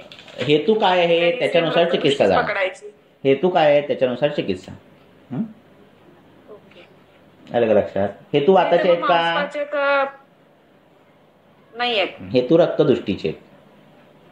म्हणजे रक्तमेद असं पकडून ते करायचं. म्हणजे आता वजन कमी आहे तर तिथं पण आपण ते मेददृष्टी आहे समजून मेदपाचक द्यायचे असं विचारायचं. दृष्टी वेळी काय प्रत्येक वेळी वाढलंच पाहिजे असं नाहीये. दृष्टी म्हणजे खराब होणं, मग ते कमी खराब होऊ शकतं, जास्त खराब होऊ शकतं, वृद्धी नाही दृष्टी आहे. ते कन्फ्युजन होतं तिथे. रक्त आता काहींचा HB असतो 14, आणि ज्यावेळी आपण रक्तमोक्षण करतो काळं काळं रक्त असतं. त्यामुळे ते काय HB 14 असलं म्हणजे रक्त चांगलं आहे असं काही नाही आपल्या याच्यानुसार पण. लक्षात. सर टाचदुखीमध्ये आता तुम्ही शेकायला कशाने सांगितलं ते ऐकून आलं नाही. ऐकून छोटं मडकं मिळतं, छोटं मडकं. विटेचा पण देतात. मडक्याचं काय होतं, टाच गोल आहे आपली आणि ते मडक्याचा सरफेस गोल आहे, त्यामुळे मोस्ट ऑफ द तो कव्हर छान होतो. गोलात गोल व्यवस्थित बसतं. अलग लक्षात. जसं आता तुम्ही कपाट करणार असाल, पुस्तकं ठेवायला जर कपाट केलीत तर ते कपाट चौकोनी आयत असलं तर जास्तीत जास्त जागा युटिलाइज होणार, कारण तुमची पुस्तकं चौकोनी आहेत, बरोबर आहे की नाही. तोच जर कॉर्नर केला किंवा राऊंड केलं तर वेस्टेज ऑफ जागा खूप होणार त्या कपाटात. लक्षात, कारण पुस्तकं चौकोनी आहेत. लक्षात. त्या दृष्टीने तुम्ही ते तोंड खाली करून मग मडकं ठेवायला सांगितलं, त्याच्यावर टाच ठेवायचे सांगितलं. उपडा जो भाग आहे ना, ओपन जो भाग आहे तो खाली ठेवायचा, त्याचा बेस आहे तो वर घ्यायचा. रोज एकदा शेकायचं कसं सांगितलं, गरम चांगलं तापवायचं आणि आत चटका गरम वाटेपर्यंत शेकायचं. वाकायचं. आधी टाचेला काही स्नेहन वगैरे काही गरज नाही. ते रोज तिथं जायला लागला अग्नी की तिथला अस्थिधातू चांगला व्हायला लागतो बिघडलेला. आणि मग बाकीच्या ट्रीटमेंट आहेत की त्या बुटामध्ये ते हे घालायचं, काय म्हणतात त्याला, पॅड मिळतं ना टाचेत घालायचं ते, त्याच्यामध्ये खड्डा असतो, माहितीये का? हॅलो, सर्जिकल ह्याच्यामध्ये मिळतं, काय त्याला नाव काय आहे, तर ते तुम्ही घालू शकता बुटामध्ये, जेणेकरून तो ते कॅल्किनियल बोनचा तो एंडिंग आधांतरी राहतो आणि मांस खाली जातं, अशा पद्धतीने ते त्यातल्या त्यात दुखणं कमी राहतं. तर मग स्ट्रेच मार्क्स म्हणा आलात ना, तर ते ज्यांचे वजन कमी आहेत ना अशा मुलींवर पण स्ट्रेच मार्क्स दिसते, मग त्याचा विचार कसा करायचा? तिळतेल लावलं की स्ट्रेच मार्क्स होत नाही, तिळतेल तो अभ्यंग करत नाहीत म्हणून ते होते.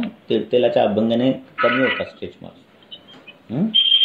म्हणजे वजन कमी असलं जास्त असलं तरी एकदम वजन वाढणं किंवा वाढलेलं वजन एकदम कमी होणं किंवा अचानक व्यायाम चालू करणं आणि बाळंतीण होणं, ह्या सगळ्या गोष्टींमध्ये त्वचेमध्ये त्वचा जेवढी कव्हर करते ज्या भावपदार्थांना आणि अचानक त्या भावपदार्थाचं स्वरूप कमी झालं जास्त झालं तर तो त्वचेमध्ये दिसलेला बदल आहे.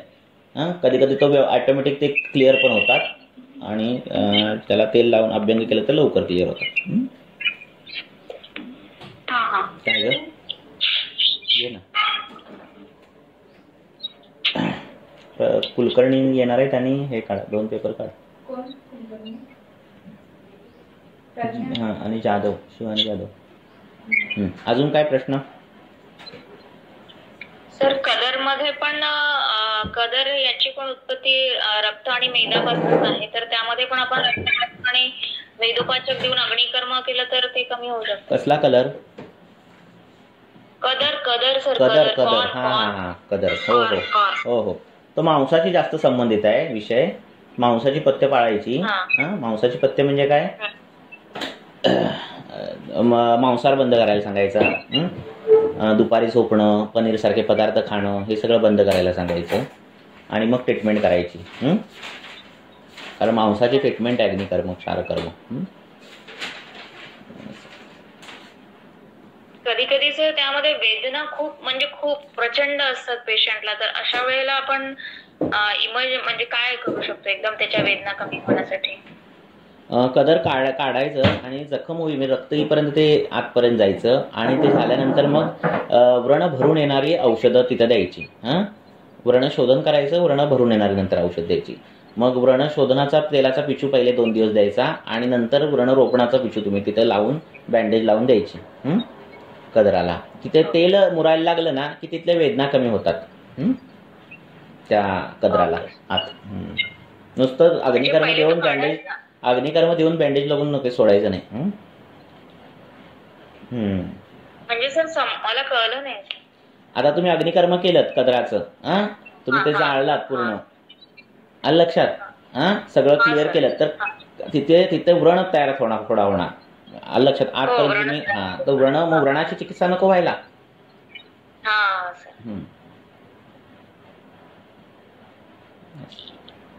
सर पोटातून मांसपाचक आणि हे सगळं द्यायचं त्यांना. जर खूप कदर होत असतील, सारखे कदर होत असतील तर द्यायचं. आरशासारखा विचार करायचा. आरशा पण मांसाचा वेळ आहे, तो पण मांसाचा आहे. अर्शपोटा रस पण दिला जातो पोटातून. बोला. हे असेल ना असं पोस्ट डिस्चार्ज वगैरे, कशातून आपण हे म्हणजे व्रणशोधन कृत वापरलेलं चांगलं राहतं की काढे वापरून? कशातलं म्हणताय? व्रण असेल आणि हे असेल काय म्हणतात त्याला, आता दुष्ट व्रण असेल तर तिथे व्रणशोधन घृत वापरावे लागेल की काढे किंवा असे फक्त काड्याने धावन करायचं. पोटातून पुयत्पत्तीची पथ्य द्यायची पहिला. म्हणजे काय? म्हणजे तीक्ष्ण, उष्ण, अभिसंधी असे पदार्थ बंद करायचे. दही बंद, उडीद बंद, हे सगळे पदार्थ बंद करायचे. दिवास्वाप बंद, लक्षात, चहा बंद, हे सगळे बंद करायचे. म्हणजे पहिले पिवत्पत्तीच्या आतून पोटातून पहिले थांबायला लागतं, लक्षात. आणि मग नंतर धावनासाठी तुम्ही काही द्या तुमचं जे काय असेल ते. असं व्रण जर आत असतील तर धूपनाचा विचार करा. आत म्हणजे काय? आता नाकातून पू येतोय सायनस किंवा वगैरे का? कानात ऍब्सेस होतोय, आणि लक्षात. तर अशा ठिकाणी जिथे तुमचं तेल किंवा तुमचं धावनाचा क्वाथ पोचू शकत नाही, अशा ठिकाणी धावनाचा विचार करायचा, ह्याचा धूपनाचा विचार करायचा. धूपन सर मग हे टिश्यूला किंवा सायनस व्रण असतात ना, तिथे पण आपल्याला करता येईल ना जर डिस्चार्ज असला तरी पण? आता सपोज सायनस असेल त्वचेत आणि तिथला पस बाहेर येत नाही, आत आहे, तर तुम्हाला आपल्याला मदनफळ माहिती आहे, बरोबर आहे? मदनफळाचं काम आहे वामक. तर मदनफळ म्हणजे मदनफळ पिंपळी, तर ती काय करायची, उगाळायची. त्याचा जो मलम आहे ना, तो त्या सायनसमध्ये आपल्या छोट्याच्या सिरिंजने सोडायचा. असा सोडला तर दुसऱ्या दिवशी सगळा पस ती घेऊन बाहेर येतं घाण. लक्षात. म्हणजे नाडी व्रण किंवा असं असेल ना, छोटासा वर होल छोटस आहे.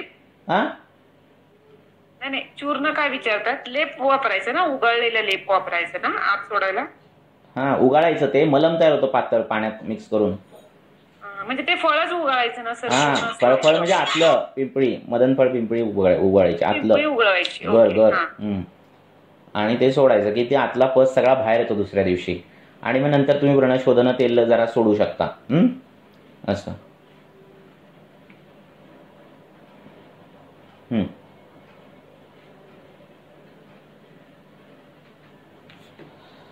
अजून व्रणामध्ये लेप आलेले आहेत. ते लेप काय आहेत, तुम्ही जर व्रण अध्याय वाचलात तर अशा साईडने जर ते लेप लावला तर तो दाबला जातो आणि पस बाहेर पडायला लागतो. तुम्ही व्रण अध्याय काढा आणि ते वाचा 2 लेप. Okay okay. लक्षात. डाळींची आता तेल वगैरे आपण वापरणार ना, तर हे आता समजा इन्स्टिट्यूट लेवलला आपल्याला करायचं आहे, आयुर्वेदिक नाही आहे आपल्याला करायचं आहे, तर मग हे काय आपण असं डबल बॉईल मध्ये उकळून वगैरे काय द्यायला पाहिजे का? आपण कुठलं म्हणताय? तेल वगैरे किंवा वरती आपण करून ठेवायचे असेल तिथे सायनस मध्ये तेल व्रणकर्म करताना व्रणकर्म करायचे, ड्रेसिंग करतो की नाही, ड्रेसिंग आपल्याला आता पिचू ठेवायचा किंवा वरती तिथे ठेवायचे समजा तेलात हे करून वगैरे, तर त्याला ते असिप्टिक म्हणून असं आपल्याला काय काळजी घ्यायला पाहिजे का? एकदा तुम्ही तेल केल्यानंतर परत काय ते स्टरलाइज, आपल्याकडे हा कन्सेप्ट एवढा नाहीये, एवढ्या प्रमाणात जे सांगितलं आपण तेवढं. मग ते पूर्ण पण तुम्हाला सगळे स्टरलाइज करावे लागतील, नाही का? आलं लक्षात. मुळात अशाने पस होत नसतो, हे डोक्यात घ्या. नाहीतर मग अँटीबायोटिकचे डबल डोस ट्रिबल डोस चालून असताना पण लोकांचे पस थांबत नाही. आलं लक्षात. पस थांबण्यासाठी पुरेपत्तीची पथ्य पाळायला लागतात. शरीरात अशी काही कंडिशन तयार होते की ज्यामुळे पस वाढत असतो. ती कंडिशन्स आपल्याला कळते. पित्ताचा उष्ण गुण वाढला, तीक्ष्ण गुण वाढला, तो व्रणाचा पाक करतो. लक्षात येते तुमच्या? दुष्ट क्लेश झाला, तो व्रणाच्या पाकाला मदत करणार आहे. आलं लक्षात. त्यामुळे हे आपल्याला माहिती आहे, तर त्याचा विचार आपण करायचा. पूर्वी लोक शेतात पडल्यावर माती पण लावायचे, मग तिथे किती हे व्हायला पाहिजे, असं नाही होत.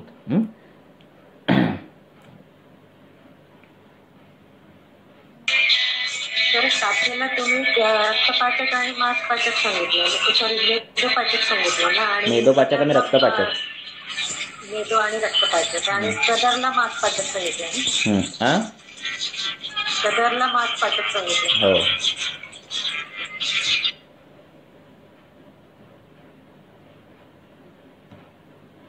सर एक पेशंट होते, त्यांच्यामध्ये म्हणजे पीसीओडीची हिस्ट्री आहे आणि त्यांना ना म्हणजे 2 महिने झाले स्पॉटिंग सारखं ब्लिडिंग होतच आहे बरं का, कंटिन्यू. तर ते ऍक्च्युअल आहेत आपल्याकडे इनफर्टिलिटीसाठी, पण मग त्यासाठी त्यांचं पहिले सायकल रेग्युलर करून घ्यावं लागेल. तर त्याकरता हेतू काढून हेतू बंद केले त्यांचे, द्रवगुणांनी पित्त जास्त वाढलेलं होतं आणि हेतू सर्व कफाचे होते. आणि चिंतनस्य अतिचिंतनात एक हेतू होता, सकाळी फळं वगैरे खायचे ते बंद केले होते त्यांचे. कफाचं स्वतंत्र आणि पित्ताचं स्वतंत्र प्रकोप असतो त्याच्यामध्ये. तर पण आता का नाव दिल्यानंतर त्यांचं हे ब्लिडिंग वाढलंय नाही का, उलट म्हणजे दोष कदाचित बाहेर निघून चालले असतील असं आपण कन्सिडर करू शकतो. कारण त्यांना औषधी अशी मी अग्निवर्धन करणारी आणि द्रवगुणाचं शोषण करून रक्तावर पण काम करतील असे दिले होते. आम्हाला की गुळवेल, सारिवा, नागरपा आणि सुंठ असं एकत्र करून दिलं होतं आणि जिरकाद्यरिष्ट दिलं होतं पित्ताचा विचार करून आणि लघुसूतशेखर दिलं होतं. पण ते त्यांचं ना ब्लीड वाढलं त्यांनी. पण मग आता होऊ द्यावं. जिरकाद्यरिष्ट दिले ब्लिडिंग वाढणारच ना. हो उष्ण आहे ना. हो उष्ण आहे. मग सर आता कसं करावं लागेल पुढे असं विचारायचं. केस डिटेल टाक मला, बघतो मी काय ते. असं तू नेमकं काय आपल्याला हे बघा, ट्रीटमेंट देताना आपल्याला नेमकं काय करायचं आपली दिशा ठरवायची. म्हणजे मला उष्णकल्प वापरायचे का शीतकल्प वापरायचे, मला नेमकं संतर्पणजन्य व्याधीवर काम करायचं की अपतर्पणजन्य काम करायचंय, मला नेमकं वातानुलोमन करायचंय की तो वाताचा अवरोध काढून मग वातानुलोमन काम करायचंय. म्हणजे हे सगळे असे विचार सगळे करून ठेवायचे. मग एक फॉर्मॅटच ठरवायचं की मला हे करायचंय. आलं लक्षात. म्हणजे म्हणजे मला आपल्याला काय करायचंय, कुठला गुण वाढलाय. जर उष्ण तीक्ष्ण गुण वाढले असतील तर आपली औषध त्याच्या विपरीत असायला हवी. म्हणजे असं असं म्हणतोय मी. शुक्र म्हणजे आर्तव बाहेर येताना अवरोध होत असेल तर त्या अपान क्षेत्रातले अवरोध असतात. मग आता ते एक तर बस्तीने कव्हर करायचं बघायचं, नाहीतर मग उत्तर बस्ती देऊन त्याचा ते कव्हर करायचा. तो उत्तर बस्ती म्हणजे फार महत्वाची आहे केसेसमध्ये. या लक्षात नाही जमत असेल ना तो जेंट्स असो आणि लेडीज, तर निदान पिचू धारण तर द्यायला पाहिजे. म्हणजे अर्धी चिकित्सा आहे असं म्हणायला काय हरकत नाही. आलं लक्षात. प्लेन तिळतेलाचा पिचू जरी दिला तरी ते तिळतेल तिथला शोथोरोध दूर करतं. तुम्ही योनी व्यापद वाचा, तुम्हाला तिळतेलाचं महत्व कळेल. काय तिळतेलाच्या पिचूचं महत्व कळेल. आलं लक्षात. अधोभाग हर हे जे प्रकरण आहे ना ते तिथं साध्य होतं त्या पिचूने आणि तिथली शोतस मोकळी होतात. ते तेल योनी आहे, त्याच्यात द्रवता आहे, उष्णता आहे, व्यवायित्व आहे. काय हवंय आपल्याला आर्तव येण्यासाठी? द्रवता हवी आहे, शोधन हवं आहे, शोतगामी झालेली द्रव्य हवी आहेत, उष्णता हवी आहे. अजून काय हवं आहे? तेच तर आहे नाही का. बरोबर. तिळतेलाचं पिचू सरसकट म्हणजे वातजन्य अपद आणि असं सगळं असेल ना, सुरुवातच करा हे करायला. जर तुम्हाला उत्तर बस्ती देता येत नसेल, उत्तर बस्ती देता येत असेल तर आणि भारी काम झालं. पिचू जरी केलं तरी काय हे नाही. चांगले व्यवस्थित बनवायचे, गॉस पीसचे व्यवस्थित चांगला न तुटणारा धागा बांधायचा आणि असे बनवून ते द्यायचे. असे 10-10च्या पुढे द्यायच्या. असं खूप मोठ्या प्रमाणात म्हणजे अतिशय सुंदर काम करतं बाकीच्या औषधांपेक्षा. श्रोतरोध जास्त असेल तर आम्ही सलग 20-20 दिवस 30-30 दिवस द्यायला देतो. म्हणजे पाळीच्या वेळी फक्त थांबवायचं, परत चालू करायचं. नंतर एकदा काय 1 महिनाभर तिने ठेवायला लागली म्हणजे 27-28 दिवस ठेवायला लागली की नंतर एवढे ठेवायची गरज नाही पडत. बऱ्यापैकी शोधन झालेलं असतं. तेल फक्त देताना ते मूर्छित तेल द्यायचं, म्हणजे प्लेन कच्चं तेल देऊ नका. तेल देताना काय म्हटलं सर? मूर्छना द्या त्याला, काहीतरी कुठले तरी द्रव्य टाकून त्याचा विचार करून ते सिद्ध करा तेल. सर तुम्हाला वेळ आहे आता की थांबायचं आहे? बोला ना, तुमचे केस घेऊन आणि बंद करूया. सर फायब्रॉइड सारख्या केसेस मध्ये कसा विचार करता की तुम्ही फायब्रॉइडच्या केसेस म्हणजे तुमच्याकडे आहेत किंवा त्यांना रिझल्ट आहेत का? आता आपल्याला एक तर तो फायब्रॉइड निर्माण होण्यासाठी ऐकताय का, खूप काळ ते हे केलेलं असतं. त्या व्यक्तीने काय केलेलं असतं, अपत्य केलेलं असतं. तो वात त्या मांसामध्ये जायला आणि त्या मांसाची गाठ तयार व्हायला यासाठी खूप अपत्य लागणार आहे. खूप काळ अपत्य लागणार आहे. खूप अपत्य लागण्यापेक्षा खूप काळ अपत्य लागणार आहे. तर त्या हिशोबाने आपल्याला ट्रीटमेंटचा कालावधी खूप लागणार आहे हे एक्सेप्ट करायचं ते पेशंटने आपण. लक्षात. आता जर फायब्रॉइड हा विषय बघितला तर जी जरी गाठ मांसाची वाटली, मेदाची वाटली, रक्ताची वाटली, कशाचीही का वाटे ना तुम्हाला तो फायब्रॉइड, आलं का लक्षात, त्याचं मूळ कारण जो आहे तो वात दोष आहे. बरोबर आहे. त्याचं मूळ कारण आहे वात. आणि मग फायब्रॉइड म्हणजे गुल्म जर तुम्ही पकडलात तर त्या गुल्म अध्यायामध्ये सांगितले की तुम्हाला जर गुल्म बरा करायचा असेल तर तुम्ही त्याला वारंवार बस्ती द्या. किती? वारंवार, एकदाच नाही. म्हणजे काय अपेक्षित आहे, या महिन्यात तिने बस्तीचे कोर्स करायचे, परत पुढच्या महिन्यात बस्तीचे कोर्स करायचे. असं केलं तर तुम्हाला तो तिथला जो वाद गेलाय तो तिथून बाहेर काढता येईल. आलं लक्षात. त्याला अनुलोमन सुंदर पद्धतीने कमी करता येईल आणि ती गाठ कमी करता येईल. आपण काय करतो, एकदा 10 दिवस बसलेली बाजल असं नाहीये. ते लक्षात येते का? वाताचा विचार हा फार महत्वाचा आहे गाठीमध्ये. मग नंतर ती मज्जेतच का गेली, मग मज्जेचं मांसातच का गेली, मग मांसाचा विचार, हे सगळं तर आहेच. पण वात हा फार महत्वाचा आहे, हे लक्षात ठेवा. मग विरेचन आहे, विरेचन तुम्ही देऊ शकता, एकदा विरेचन द्यायचं मग नंतर बस्त्या सुरू करायच्या, असं सगळं ते करू शकताय. पण एकंदरीत ट्रीटमेंटचा जो स्पॅन आहे तो मोठाच आहे, हा लक्षात.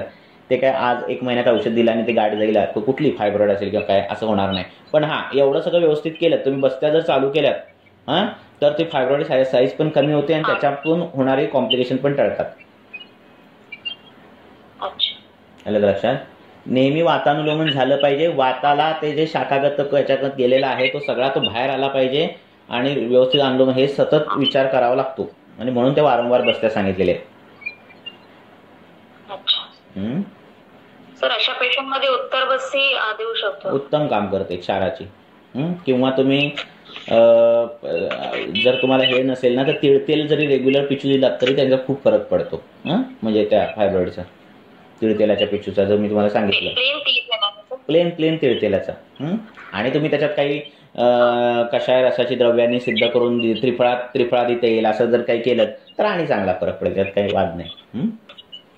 सर मग आता तुमचा वातात आणि पुरुष पेशंट आहे तरी पण हे आपण क्षार आणि कषाय रस वापरायचे का? आवाज तुमचा हे झाला, काय म्हटलात? आता हे वाताचं आहे ना, असू दे ना, आपण तेलात सिद्ध केलंय ना, आपण सिद्ध तेलात आहे ना. नाही आणि म्हणून तर आपलं महातिक्त घृत कुष्ठात आलेलं आहे. ते घृत आहे, घृत योग्य नाहीये कुष्ठात तरी पण आलंय, पण ते काय आहे? तिक्त घृत आहे. लक्षात येते का? प्रमेयामध्ये क्लेद आहे दृष्टी, तरी पण तिथं घृत आलंय, पण ते कुठलं घृत आलंय? त्रिफळा घृत आलंय. लक्षात येतंय का? आम्ही कषाय रस वापरतोय, पण तो कसा वापरतोय? तेलात वापरतोय, तेलाचा सिद्ध केलेला वापरतोय. आणि मग पथ्यकर पदार्थ आहेत ते सांगायचे सगळे, गुलमातले काय खाऊ नकोस हे जे आहे ना ते महत्वाचं आहे. असं फायब्रॉइड मध्ये आपण लेखन दिलं ना तर पेशंटचं ब्लिडिंग वाढतं आणि ब्लिडिंग स्टॉप करायला गेलं तर मग थोडंसं हे होतं सर याच्यामध्ये फायब्रॉइड मध्ये. काय होतं? आपण जर लेखनची किस्सा दिली ना तर मग पेशंटचं ब्लिडिंग वाढतं. तर मग तिथे कसं करावं चिकित्सा? म्हणून तर हे सगळं करताना अगदी सौम्य उपचाराने करायला सांगितलंय. म्हणजे आता तुम्हाला जर रक्तपित्तात क्षार वापरायला सांगितले असेल तर ते शीतद्रव्य, शीत गुणांचे क्षार सांगितलेले आहेत. म्हणजे शीतद्रव्य कमलनाल क्षार आलेला आहे, बरोबर आहे की नाही? म्हणजे क्षार तर वापरायचा आहे पण तो जास्त त्याचं क्षरणकर्म नाही झालं पाहिजे, बरोबर आहे की नाही? ही योजना वापरायच्या सगळ्या. लक्षात येते तुम्हाला? हॅलो, होय की. त्या पद्धतीने तसं करायचं. मुख्य तिचं बळ पण वाढवायचं, आलं लक्षात. कारण वात पण प्रधानता असते आणि नुसती त्याला क्षत व्हायला आणि रक्त पातळ रक्त स्त्रवायला याला हे पाहिजे लागतं. बल वाढवायचं एका बाजूने रुग्णाचं आणि एका बाजूने स्थानिक चिकित्सा करायची. योनीतील गुलमाला तुम्हाला त्या मांसाला क्षार लावायला पण सांगितलेलं आहे वाग्भटाचार्यांनी. लक्षात येते का? म्हणजे मग तर ते एवढं तर आपण अजून करत नाही, है की नाही? आलं का लक्षात? तर तेवढं राहू दे. निदान एवढं जरी आपण केलं असं. यवक्षारासारखी औषधं तुम्ही अपानकाळी गुळासोबत देऊ शकता. पण हे सगळं देताना त्याचं बल चांगलं असायला हवं रुग्णाचं, हे डोक्यात ठेवा. बल वाढवायचं आधी आणि मग सगळं प्रकरण करायची आणि टप्प्याटप्प्याने करायची. Hello sir. हा मला हे विचारायचं, आपण जो पिचू ठेवायला देतोय योनीमध्ये तो कॉज पीस स्टराईल करायला पाहिजे की तुम्ही करून एकदाच ठेवा, लक्षात. तुम्ही किती स्टरलाइज ऍटमॉस्फिअर, कधीतरी तो हातात घेणारच आहे पेशंट. काहीतरी कंडिशन येणार की तो हातातून तो योनी भागात ठेवताना काहीतरी तुम्हाला ऍटमॉस्फिअर मध्ये तुम्ही स्टराईल, त्याला काही सापेक्षता आहे ही सगळी, आलं लक्षात? बरोबर आहे की नाही? तो काय ग्लोव्ज घालून करणार आहे का सगळं? बरं, ग्लोव्ज घालून करताना ते योनी परत स्टरलाइज आहे का? तिथे सगळ्या दृष्टी आहेच की. लक्षात येते का? त्यामुळे तसं काय एवढा त्याचा बाऊ करण्यात काय पॉईंट नाही, आलं लक्षात. तुम्ही एकदा स्टरलाइज करून तुम्ही तुमच्या त्या टीन मध्ये ठेवू शकता आणि त्या प्लॅस्टिक पिशव्यात पॅक करू शकता स्टरलाइज करून. त्याच्यापेक्षा जास्त विचार काय करण्याची गरज नाही. असं. आणि किती काळ साधारण ठेवायचं ते? त्याला काही मर्यादा नाही. आलं का लक्षात? म्हणजे तुम्हाला जोपर्यंत त्याचे रिझल्ट दिसत नाही तोपर्यंत त्याचा अतिरेक झाल्यावर काही तोटा होणार नाही. आलं लक्षात? अतिरेक होईल एवढा पेशंट करतच नाही. दिवसभर ठेवायचं. हा दिवसभर. हा तर काय करायचं, एक तर तुम्ही रात्री ठेवून सकाळी काढू शकता. आणि तसा लॉंग टर्म त्यांना हे होत असेल कम्फर्टेबल तर कमीत कमी 3 तास दिवसाचे जरी ठेवले तरी इनफ आहे, मोर दॅन इनफ आहे. ते उपस्नेह न्यायाने तेल पटापट घेतलं जातं. तिथे शोषून घेण्याची हे टेंडन्सी खूप आहे. पाळी झाल्यानंतर पहिले काही दिवस जे आहेत, पाळी झाल्यानंतर पहिले काही जे दिवस आहेत त्यावेळी तर ते ठेवायचे. ओके. म्हणजे बाबा काल पाळी थांबली तर आज तर ठेवायचं असं. खिचू थोडं गरम करायचं. हा थोडं गरम करायचं. 2 डिग्री जास्त पाहिजे बाहेरच्या वातावरणापेक्षा. थोडं कोमट, अगदी काय खूप नाही पण कोमट, बस्तीला जसं आपण हे करतो.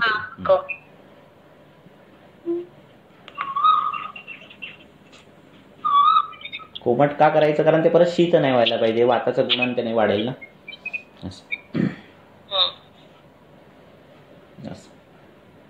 अजून काय? तर एका फिशुलाच्या केसमध्ये मी सर गोझराड अर्क आहे ना ते सिरिंज मध्ये भरून ते पुश केलं होतं, तर त्याच्यानेच तो फिशुला हील झाला सर. हो. आणि ज्यांना असं वाईट डिस्चार्ज असतो काहींना, कारण कसं आहे बाहेरून आपल्याला कळत नाही. तुम्ही प्रत्येक वेळी काही ते परीक्षण करणार नाही कॉसने आणि तेवढं घाई गडबडीत ते जमत होत पण नाही. पण कधी कधी गॉजला लागून सगळा फंगस पकडून बाहेर येतो तो गॉज पीस, एवढं असतं. आणि आपण वरून नुसती शोधन देत बसतो असतो, लोद्र दे, पुष्याणूक दे असं चालू असतं. पण स्थानिक दृष्टी एवढ्या मोठ्या प्रमाणात असते, त्या गॉजला रोज फंगस पकडून येत असतो तो गॉज बाहेर येताना. म्हणजे हा एवढा हे असतो प्रॉब्लेम. अलग लक्षात? ते करायला पाहिजे. तिथले अल्सर झालेले असतात, अल्सरेशन झालेलं असतं, आत फंगस झालेलं असतं, खूप काय काय अनहायजेनिक कंडिशन्समुळे झालेलं असतं. ते आपण विचारात नाही घेत आणि वरून आपलं पुष्याणूक चूर्ण देतोय, अशोकारिष्ट काय देत आहेत, लोद्रासो देत आहेत असं देत असतो आणि फरक पडत नसतं. असं म्हणजे स्थानाची दृष्टी पहिला क्लिअर व्हायला पाहिजे असं.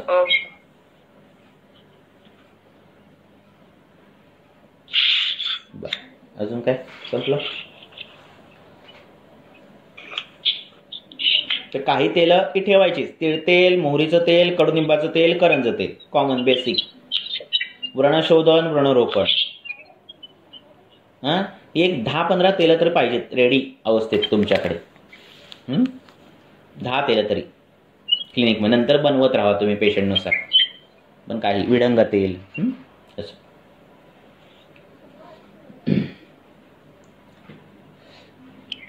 आजच्या लेक्चरचं रेकॉर्डिंग झालंय का? झालंय, केलेलं आहे. 1 तास 17 मिनिटं झाले. ठीक आहे, थांबूया. आता तुम्ही प्रश्न काढून ठेवत की मग जास्तीत कमीत वेळ आपल्याला जास्तीत जास्त विषय कव्हर करता येतील. Thank you sir.